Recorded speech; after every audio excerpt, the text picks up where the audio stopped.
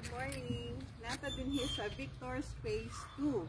And I will show you ang ilahang finished nga 2-story house which is John. Okay. So din here sa John or generally din here sa Phase 2 sa Victor's is ang iyang lot area is 80 square meters. And then yung house sa 2-story is 68 square meters. So, ano na siya, up and down. Okay, sulit pa.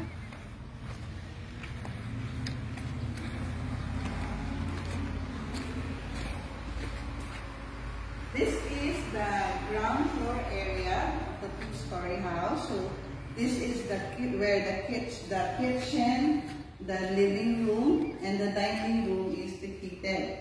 So, sa ground floor area na atay, isa ka room. So, this room can be used sa inyong storage area or kung naamoy elder sa family, very good kaya sa pwede na siya magsaka-saka. So, aside from one room na apoy, ito ang CR. So, dako po ang size sa ito ang CR, no?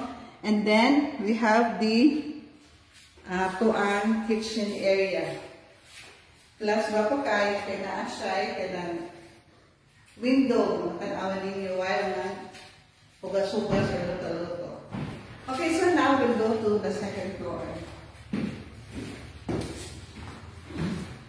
So unlike po sa phase 1, ang kaning stairs sa second floor is lahi na po diyang design. So na siya, lahi na RT.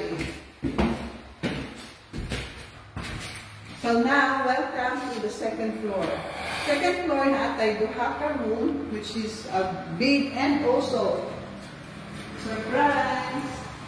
And ato ang taga room sa Victor sa phase 2 is na straight over niya toilet and bath. Diba?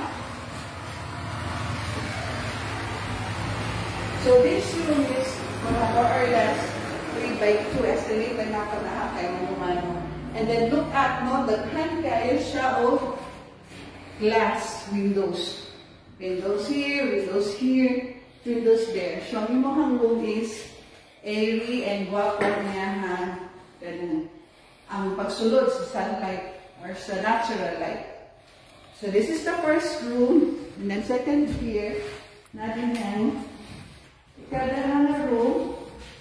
So, look at, no? So, nakulaki po siya compared sa other, sa normal na subdivision house. Plus, of course, na itagawin niya, toilet and bath. So, isn't it amazing that you can have this house nga barato na po kayo siya with these amenities in your house. Total of 3 rooms and 3 toilet and baths with 80 na lot area. So, dapat na siya. So, if you're interested, please comment below or send me a private message so that ma-discuss ako sa inyo mga other features ang inyong hanggan ng possibility of owning this house. So, thank you!